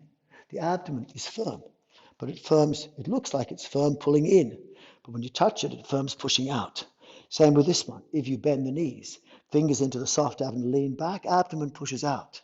But then you can breathe there. But it looks like it's pushing in. But it feels like it's pushing out. But if you exhale fully and actually pull the abdomen in, and it's firm pulled in with your exhale muscles switching on makes your inhale muscles switch off and you feel tense. This is part of the core synergy. Learn to breathe into any part of the body. If you want to release your lower back, you have to breathe into it. Try this. Bend the knees slightly. Drop the shoulders. Breathe into your abdomen. It expands and softens. Now stand up straight. Now try and breathe into your lower back. It's hard to do. If you want to breathe into any part of the body, follow the instructions. Lengthen that part, relax that part, think of that part, breathe into that part. So what we do, bend the knees slightly. Lower back we want to breathe into, lengthen the lower back, round it out. Relax that part. So you relax the pelvic floor, the abdomen, the lower back. Lengthen, relax the lower back, lengthen the lower back. Think of the lower back. Stay lengthened and relaxed in your lower back. Now breathe in the lower back. And does it feel like the skin of the lower back stretches a bit when you do that? It should. Because if you breathe into it, you'll feel a little bit of relief. It can relieve lower back pain. It can relieve all sorts of pain. Any part of the body you want to breathe into, you think lengthen it, relax it, think of it, breathe into it. And you can do it in your legs and arms when you get good at it too. It takes time, but it's worth it. Then, gradually, you learn to breathe very, very slowly. If you can breathe slower, you get more flexible. So I can breathe, like I said, 1 minute breathe in, 1 minute breathe out for an hour. I can hold my breath in for 6 minutes, hold my breath out for 3 minutes, but it's not that hard. Some people, I've got friends like William Trubridge, I have very much respect for him. He can hold his breath 10 minutes, swim 5 laps of an Olympic pool underwater. It's more advanced to breathe less advanced to breathe more. These are super athletes who can do this. But I've been taught from a long time because my father was a free diver, so I'm lucky to learn these things. But there are techniques you can learn. So if you want to breathe in slowly, you get lots of benefits. But don't think breathe in slow. Think expand and relax. I haven't got time to take you through real breath control exercises, but I have lovely courses on breath control, and I'd love to share them with you if you want to look at them on my website, simonborgolivier.com, breathing for health, longevity and fitness. Then understand also core synergy. Core synergy means learning how to move the core itself. So here's a couple of interesting aspects. The two most difficult things for the core to move is this lower abdomen going in like this and the chest expanding with the abdomen relaxed. So let's try a couple of things to help them because this is part of core synergy. So if I want to get the lower abdomen in, first of all, face me. I'm just turning sideways so you can see a better view. Make the abdomen soft. Now try. Can you bring the lower abdomen in? But then feel, is the upper still soft or has it gone hard? Release everything. Make everything soft. Now touch the upper, pull in the lower, and the upper should be just as soft, and mine is. But for most people it gets hard. In which case, if the upper abdomen is hard, then you haven't really just engaged the lower abdomen, you've engaged upper as well. So how do you learn this? Because when I do it, I bring lower in, upper out, but the lower also is soft. That's what gives you the control. And as the lower abdomen goes in, it pushes against the L5-S1, which often is compressed in a back bend, and buffers it out and relieves lower back pain. That's why physiotherapists, Pilates instructors, and other people who understand the back say draw your lower abdomen in. It relieves lower back pain when done properly. If you press hard enough with your fingers in here, you can release lower back pain. So then also on top of that, What can you do is you can make it easier to bring the lower abdomen in if you trigger it with the pelvic floor. So one cheating way of learning this, and I want you to learn, if possible, this: lower abdomen in, lower out, upper out. This is what I'd like you to learn. And here's a couple of simple exercises where you can learn it. Because if you can learn this, a basic form of core synergy, then you start to massage your internal organs. And it feels incredible. Digestion gets better. Immunity gets better, because in here's your digestive system. 80% of your immune system, 80% of your reproductive system have better food, better energy, better sex, better healing. What more do you want? You'll have lots of fun. Learn to move your core. So how's the secret? Two secrets I can help to share this with you. One is the lower abdomen engages easier if your pelvic floor is tight. I said you don't make your pelvic floor tight. It shouldn't be tight. Ideally, what you want is to just engage the middle of the pelvic floor, the perineum, not the anus, not the urethra. But in the beginning, we'll cheat. So I want you to try this. Face me. I'll face sideways so you can see a different angle. Tighten or activate 3 sections in sequence. Bring the pelvic floor to tighten, as if you're trying to stop yourself going to the toilet. Sounds funny, I know. Pelvic floor tight, then lower abdomen in, then upper abdomen in. Then expand the pelvic floor, like about to go to the toilet. Then expand lower abdomen, then upper. So we go, my hand indicates what's tightening. If we make a fist, it means I'm pulling that part in. Make open, it means expand. So you go, contract pelvic floor, lower abdomen, upper abdomen, expand pelvic floor, lower abdomen, upper abdomen. Contract pelvic floor, contract lower abdomen, contract upper abdomen, expand pelvic floor, lower abdomen, upper abdomen. Contract pelvic floor, lower upper, expand pelvic floor, lower upper. Contract pelvic floor, lower upper, expand pelvic floor, lower upper. And it starts to work. Just to give you a bit of a hint, try. Expand the pelvic floor, and with the pelvic floor expanded, try pulling the lower abdomen. Not so easy, is it? It's easier if you tighten the pelvic floor, then lower abdomen. Better. And then from there, try the opposite. Try and contract the pelvic floor and expand the lower abdomen. It's hard to do, isn't it? It works better if you keep the sequence I've said, and they connect with each other. So go. Contract pelvic floor, lower abdomen, upper abdomen. Expand pelvic floor, lower abdomen, upper abdomen. And learn to make this sequence. That's a good sequence. And then you can make it happen a little bit more if you use the front of your feet. So now forget the pelvic floor, because what really should happen is the core should make the perineum active, not the pelvic floor make the abdomen active. It should be the other way around. So to make it happen better, try this. Relax the pelvic floor, but notice if you can make the lower abdomen engage by putting weight on different parts of the feet. So relax the abdomen. Try and pull in the lower abdomen softly, then release it. Now see if it's easier if you shift your body weight from head over hips over the middle of the feet to head over hips over the toes. Now pull in the lower abdomen, see if it's easier. Then release it. Now go again, head over hips over heels. Try and pull the lower abdomen, often it's harder. So try this. Bring the hips to go over the toes and down, then in the middle of the feet further down, then over the heels and up.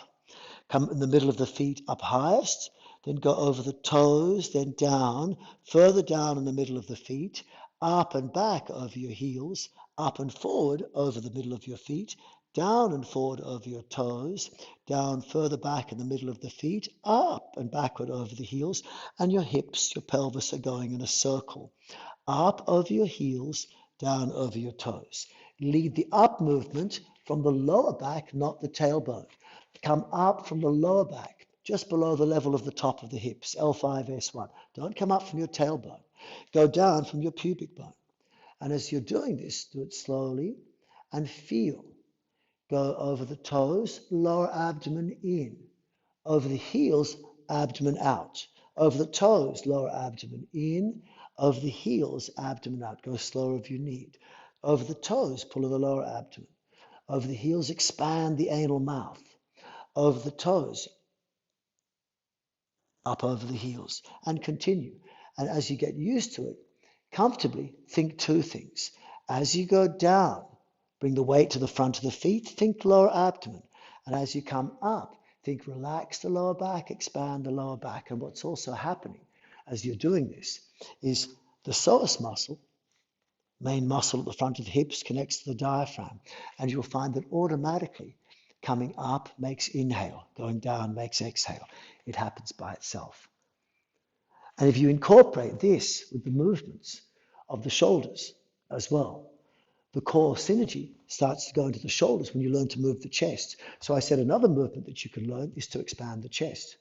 So when you learn to expand the chest with the abdomen soft, it's really good for your body. Hold the hand on the abdomen, hold the hand on the chest. Breathe into the chest and then breathe out. Was that stressful breathing? Check. Before breathing in the chest this time, expand the pelvic floor, expand the abdomen. Then try and breathe in the chest. And notice it's a lot harder for most people. So what can you make chest breathing easier? Tighten the pelvic floor. Pull in the abdomen. Now breathe in the chest. Easier. But what does that do to your core? Well, do again. Tighten the pelvic floor. Tighten the abdomen. Pull it in. Try and breathe into the abdomen. It feels stressful. So the only way most people can breathe in the chest is by doing the very thing that makes us feel stressed. So what we want to learn is this. Pelvic floor open, abdomen relaxed, and then chest. That's real chest breathing, where the abdomen is not tense because of it. But that's hard to do. What can make it easier? Well, you can make it easier by using your shoulders. So one way of doing it is by taking the shoulders forward and up. And when your shoulders are lifted really high on both sides, relax the abdomen, open the pelvic floor. Now try and breathe in the chest. And it's a bit easier. Let the air out. This time, try and keep the shoulders down. And with your shoulders down, relax the abdomen, try and breathe in the chest. Chest doesn't want to breathe. But if you lift the shoulders will help pull up the chest. So relax the pelvic floor. Relax the abdomen, now breathe in the chest. And then let the air out. And notice this expansion of the chest brings a suction, which brings heat. And eventually you can learn to control the chest without the shoulders, like this. No air, just abdomen soft, chest expansion.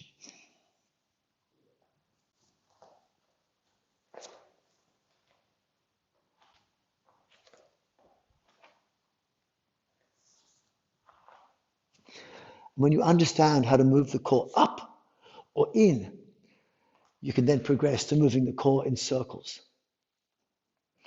diagonals. And I can do this while talking to you. So the core moves in circles.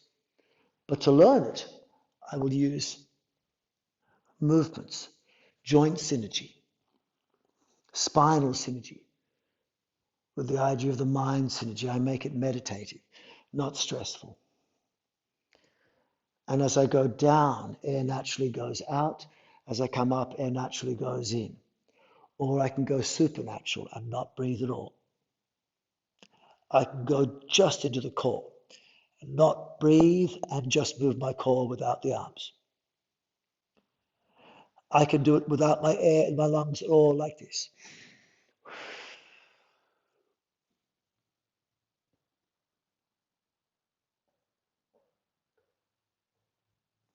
Or I can actually breathe and keep doing it while talking to you. I can go in and out and back. And when I understand how the core can move like this, that's when I can start doing postures. And I can start doing postures. So I'm doing this turning. I'm making the core go forward on the right leg, backward on the right heel, forward on the left leg, backward on the left heel. So you go forward, in, forward, back, forward, back, forward on the left, backward on the left, forward, backward. You see it on the side. And then when I'm doing that, I can come and I twist. And as I come into this pose, I come and turn. Excuse me. I come and turn. And as I turn here, actively, and then I touch. And I'm going to try and turn. But here, so my belly button and my arm pull to right, my pubic bone and knee push to left, and I'm in this posture, which I could balance on my arms in. And then I release, and I come back like that. But as I'm doing this, now I'm doing this posture. So this posture, in yoga, you know, we're trying to turn the whole belly chest up. The right thigh turns down. So my pubic bone's turning this way, my belly button's turning this way. But my arm's over here. But the arm is following the core, so the arm is doing that. The pubic bone is turning this way, which means the thigh turns in, thigh turns out. Belly button and arm go here.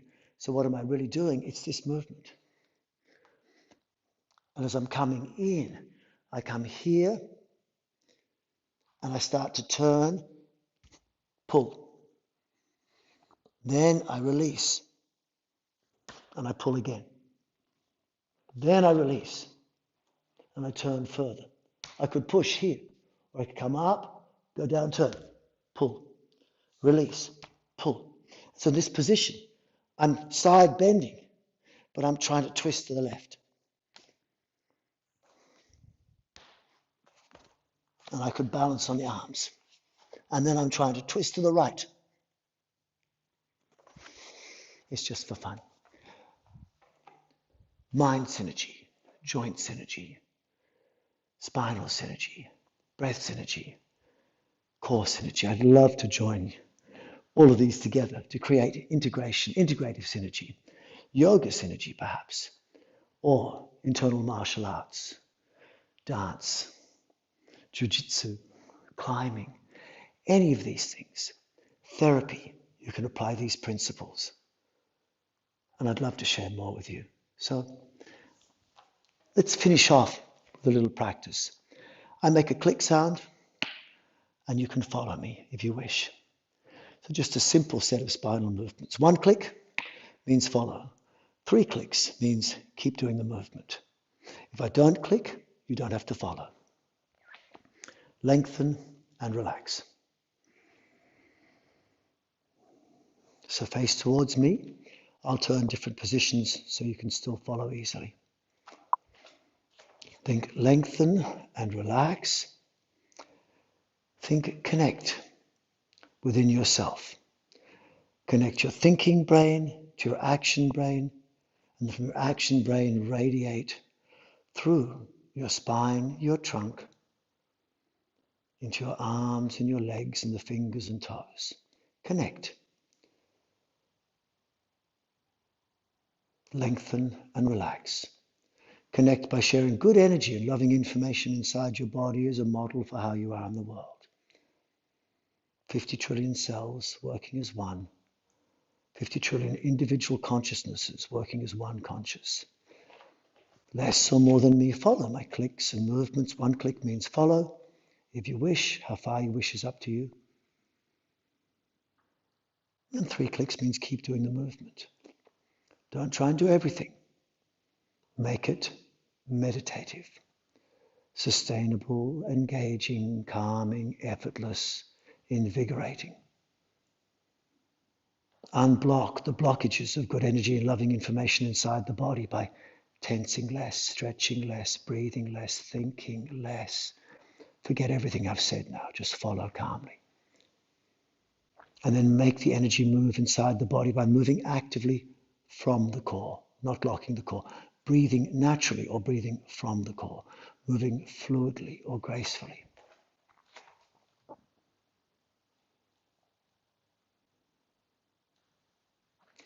This is a simple practice, and you could do it much harder or much easier even still. Don't do anything which hurts.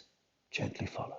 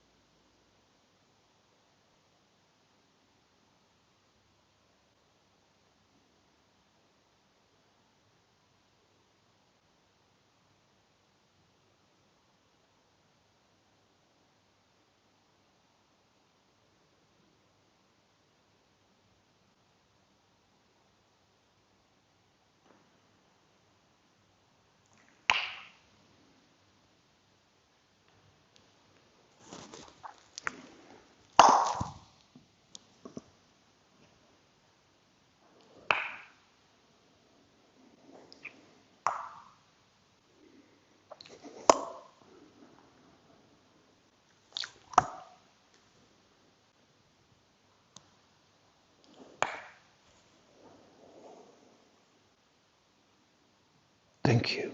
Thank you very much. I hope you got a sense in a simple, easy way of where I'm coming from. The idea that exercise is optional, movement is essential, that when we move, it should happen from the core. And what we want is to share good energy and loving information inside our body while moving our joints in a safe, sustainable, energizing way to give us strength without tension, flexibility without stretching, blood flow without the heart racing, energy without having to breathe so much. Did you feel any of that? In that last little practice, perhaps a little bit sense of the body's loosening up without strong stretching, maybe. A sense the body's getting warmer without the heart racing, maybe. A sense perhaps that you feel energized from the practice, but you didn't have to breathe so much. Maybe you even felt energy between the hands. Some people feel almost like a magnet between the hands when the blood flows enough. You should have an aura over your entire body. You may wish to sit down. You may even wish to lie down. You could even let your legs rest up the wall, or sometimes I let them just do this for a little bit. Let the blood drain. It's up to you. Then I usually bring the blood back. This is very nice to release the lower back. But notice my front is firm, my sides are soft. And then sit or stand however you wish, but make sure you're comfortable. So I'd love to be in touch with you more. I'll send you a message and maybe you'll consider coming to get more of what I have to offer. As a physiotherapist and a teacher for many years of all these things, I've been trying to find a way that can simply, easily bring everyone the possibility of better health, not just physically, for muscles and bones. That's fairly easy, but also internally, so your energy is better, so your body feels happier at a cellular level, so then your mind can feel at peace. It's more easy to choose happiness as your default mental state, and you find a way of entering that zone flow state more easily with simple movements, simple finger movements or shoulder movements.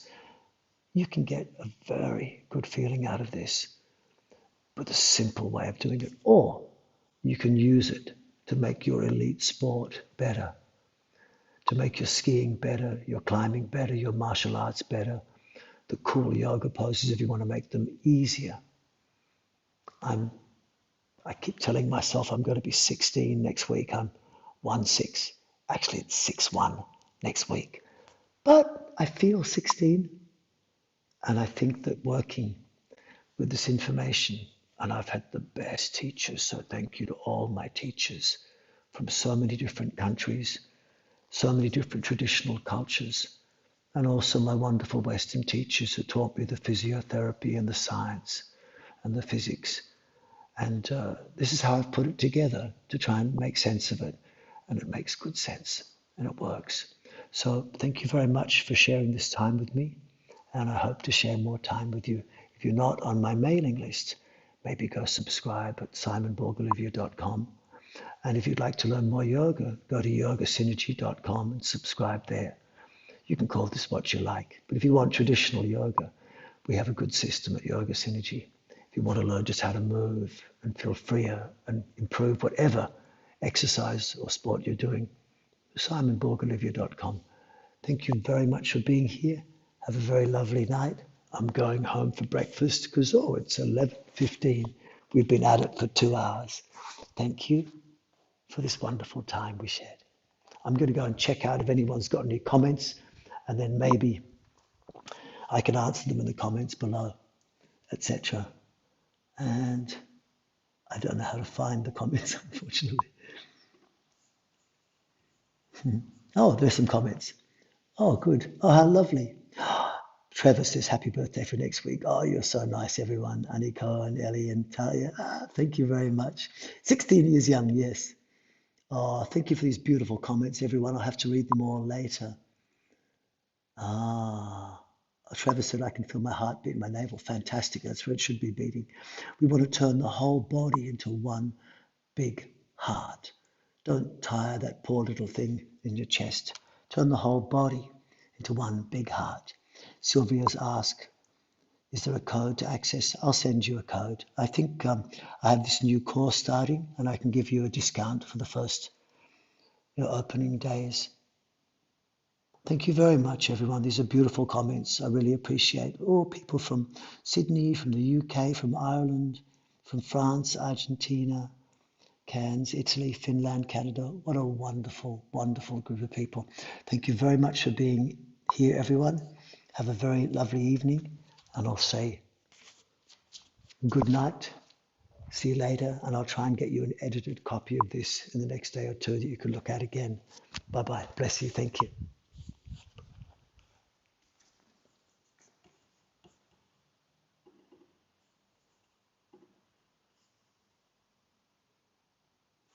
Oh, yeah. Don't forget, keep sharing good energy and loving information inside yourself. Use it as a model for the world. It works. Enjoy your life. Look after your body. Help other people enjoy their lives. There's always someone a bit worse off than you.